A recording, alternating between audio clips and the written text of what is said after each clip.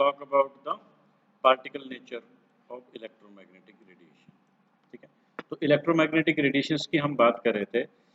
यहाँ पर आपको ये देखना है कि दो तरह की अप्रोचेस लगाई गई थी इलेक्ट्रोमैग्नेटिक रेडिएशंस को। मैक्सवेल थ्योरी हम पूरी पढ़ेंगे, एक वेव की तरह हमने समझा उसकी, फिर कुछ वेव के फिनोमेना हमने समझे, वेवलेंथ क्या है, फ्रीक्वेंसी क्या है, कैरेक्टरिस्टिक्स हमने समझी। तो मैक्सवेल जो है वो इस पे काम कर रहा था। Maxwell was working on wave nature, ठीक है।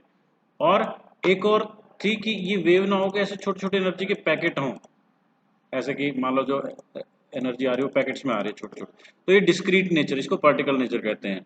इस पर Planck was working on it, और आइंस्टाइन ने इन दोनों को एक्सप्लेन करके वेव और पार्टिकल नेचर को कंबाइन करके ड्यूअल नेचर का कॉन्सेप्ट दिया। मतलब ये चीज़ हम समझने वाले हैं, ठीक। तो मैं आपको ओवरव्यू दे रहा था। तो कुछ एक ऐसे फिनोमेना थे, डिफ्रैक्शन है, ये होता है bending of light around an obstacle, ये हायर क्लासेस में आप पढ़ोगे। बस अभी के लिए जान लो कि इंटरफेरेंस और डिफ्रैक्शन दो ऐसे फिनोमेना होते हैं। जैसे आपने रिफ्लेक्शन रिफ्रैक्शन पढ़ा छोटी क्लासेस में, बड़ी क्लासेस में आप पढ़ते हो डिफ्रैक्शन और इंटरफेरेंस। तो ये ऐसे फिनोमेना थे जो हम वेव नेचर से एक्सप्लेन कर सकते हैं। यानी हम इलेक्ट्रोमैग्नेटिक रेडिएशन को अगर वेव माने तो कुछ एक चीज़ें हम एक्सप्लेन कर सकते थे। लेकिन साइंटिस्ट ने देखा कुछ ऐसे इफेक्ट्स हैं, कुछ ऐसे प्रोसेस हैं जो वेव नेचर पर आपके नहीं एक्सप्लेन हो सकते। फोटो इलेक्ट्रिक इफेक्ट एक है, इसको मैं अभी एक्सप्लेन करूंगा क्या है फोटो इलेक्ट्रिक इफेक्ट, और एक है ब्लैक बॉडी रेडिएशन, इसको भी एक्सप्लेन करूंगा। ये दोनों ऐसे प्रोसेस थे जो वेव नेचर पर एक्सप्लेन नहीं हो सकते। आप इनको डिटेल में यहाँ पर पढ़ लें, ठीक है ना। तो इसमें हो क्या रहा था बेसिकली, इसमें आप इसको ऐसे समझो कि अगर हम किसी ऑब्जेक्ट को गर्म करते हैं तो फिर उसमें से हीट पहले वो एब्जॉर्ब करता है, फिर वो एमिट करता है, और एमिशन के दौरान जब वो हीट एमिट करता है वो हमें विजिबल होती है। तो कई बार कलर चेंज वगैरह होते हैं। जैसे आयरन है, आयरन को जब हम गर्म करते हैं तो पहले हल्का रेड होता है, फिर ज़्यादा रेड होता है, उसके बाद वाइट हो जाता है, और फिर और ज़्यादा गर्म करते हैं तो ब्लू हो जाता है, ठीक है। तो एक ब्लैक बॉडी, वैसे ब्लैक बॉडी का कॉन्सेप्ट बताता हूँ। वैसे तो आइडियली कोई भी बॉडी क्या होती है, पूरी की पूरी हीट एब्जॉर्ब नहीं करती, उसमें से कुछ चली जाती है, कुछ एब्जॉर्ब करती है। लेकिन एक ब्लैक बॉडी एक कॉन्सेप्ट है कि ब्लैक बॉडी का मतलब पूरी की पूरी हीट एब्जॉर्ब कर लेती है और फिर पूरी इसको रिफ्लेक्ट कर देती है, ठीक है। कार्बन ब्लैक एक एग्जाम्पल आप ले सकते हो। तो इसमें से बस आपको कॉन्सेप्ट समझना है कि एक ब्लैक बॉडी को जब हम गर्म करते हैं तो उसमें से हीट एमिट होती है। तो हीट जो एमिट होनी चाहिए कायदे से, अगर वो वेव नेचर है तो वो कॉन्टिन्यूसली इसमें हीट लगातार जाती जाएगी।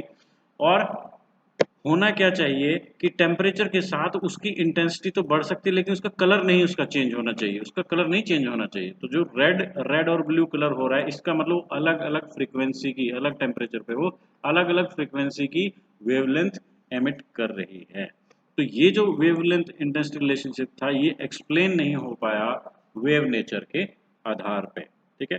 तो इसको एक्सप्लेन करने के लिए मैक्सवेल ने क्वांटम थ्योरी थी। क्वांटम का मतलब कि जो वेव जो एनर्जी एब्जॉर्ब करती हैं, इलेक्ट्रोमैग्नेटिक रेडिएशंस की जो एनर्जी है वो स्मॉल पैकेट्स के फॉर्म में एब्जॉर्ब होती हैं, और इसकी एनर्जी जो है वो प्रोपोर्शनेट होती है जितनी फ्रीक्वेंसी हो, ठीक है। तो फ्रीक्वेंसी कहा जाता है, यानी कि जो एनर्जी है किसी भी वेव की वो प्रोपोर्शनेट होती है उसकी फ्रीक्वेंसी के। और यहाँ पर प्रोपोर्शनेटिटी घटाने के लिए हमने एक कांस्टेंट ऐड कर दिया, इसका नाम है Planck's constant, E is equal to h nu. तो h की value 6.6 into 10 to the power minus 34 joule second, ये हो गया, ठीक है। तो इसकी हेल्प से प्लैंक ने एक्सप्लेन किया कि कैसे वो अलग अलग कलर की लाइट जो निकल रही थी। वेव नेचर से आप इसको नहीं समझ पाते, यानी अब क्या आ रहा है, small small discrete quantum, quantum का मतलब होता है डिस्क्रीट। जैसे हम कोई स्टेप की बात करें तो या तो हम यहाँ पर हो सकते हैं सीढ़ी पे, या यहाँ पर हो सकते हैं, बीच में नहीं हो सकते। तो इसी तरह एनर्जी या तो इतनी हो सकती है या इतनी एनर्जी हो सकती है वेव की। ये कुछ डिस्क्रीट स्टेप है। डिस्क्रीट का मतलब जैसे जैसे आपने देखा होगा कि कोई घड़ी जो डिजिटल वॉच होती है उसमें तो 1 बजेगा, एक बज के 1 मिनट होती है, फिर मान लो या 2 होती है, तो बीच की मिनट तो वो नहीं दिखाता। तो ये है आपका क्वांटाइजेशन, यानी डिस्क्रीट यूनिट होना। तो ये कैसे हो रहा था कि ये या तो E इजिकल टू 0 होगा या एच न्यू होगा, ये 3 एच न्यू 4 एच न्यू, यानी कि पूरी का पूरा एक फोटोन, इसकी लाइट का जो पार्टिकल है उसको आगे चल के फोटोन कहा गया। एक फोटोन, दो फोटोन, तीन फोटोन, चार फोटोन, ऐसे एनर्जी एमिट हो सकती है, ना कि कॉन्टिन्यूसली। तो कॉन्टिन्यूस नहीं होती, वो डिस्क्रीट होती है। दूसरा जो इफेक्ट था वो फोटो इलेक्ट्रिक इफेक्ट था। फोटो इलेक्ट्रिक इफेक्ट क्या है? जब एक मेटल के सरफेस के ऊपर, मान लो मेटल सरफेस है, इस पर रेडिएशंस पड़ती हैं, तो इसमें से इलेक्ट्रॉन निकलता है। इलेक्ट्रॉन को तो अपने एटम से निकलने के लिए एनर्जी चाहिए। तो कुछ एक मेटल्स होती हैं, सारे मेटल तो नहीं, आजकल जो आप देखते हो कि सनलाइट से जो हम फोटोवोल्टाइक सेल होते हैं जिस पे एनर्जी निकलती है, या जो सोलर बिजली बनाने के काम आते हैं, वो ये यही चीज़ है। उसमें आप जब इनके ऊपर रेडिएशन पड़ती है तो इनमें से इलेक्ट्रॉन निकलते हैं। क्यों? क्योंकि ये इलेक्ट्रॉन थोड़े लूजली बाउंड होते हैं। बहुत ही अच्छी मेटल सीजियम वगैरह जो होगी, उनसे ये सनलाइट की एनर्जी से ये एब्जॉर्ब करके ये निकल जाते हैं मेटल के सरफेस से। आप यहाँ पर देख रहे हो कि लाइट यहाँ पर गिरी और यहाँ से इलेक्ट्रॉन निकला। तो ये जो इफेक्ट था, इसको फोटो इलेक्ट्रिक इफेक्ट कहा गया। ठीक है। तो जब कुछ खास मेटल जैसे potassium, rubidium, caesium, they were expose to beam of light, तो उनसे इलेक्ट्रॉन निकले, तो इसको फोटो इलेक्ट्रिक इफेक्ट कहा गया। तो इस फोटो इलेक्ट्रिक इफेक्ट की एक सबसे खास बात मैं आपको बताता हूँ कि थ्रेशोल्ड फ्रीक्वेंसी से ज़्यादा, थ्रेशोल्ड फ्रीक्वेंसी से ज़्यादा की लाइट, अब हमने देख लिया थ्रेशोल्ड फ्रीक्वेंसी यानी मिनिमम इतनी इतनी फ्रीक्वेंसी। अब फ्रीक्वेंसी है तो E equal to h nu से एनर्जी भी, यानी कि जो रेडिएशन है उसकी एक पर्टिकुलर एनर्जी चाहिए। मान लो अगर ये लेवल है एनर्जी का, ये लेवल है रिक्वायर्ड, इतनी एनर्जी की रेडिएशन हमें चाहिए, नीचे से हम मापना शुरू, मान लो इस लेवल पर इतनी एनर्जी चाहिए। तो अगर इससे छोटी एनर्जी के कितनी भी रेडिएशन आते रहें, उनसे इलेक्ट्रॉन इजेक्ट नहीं होगा।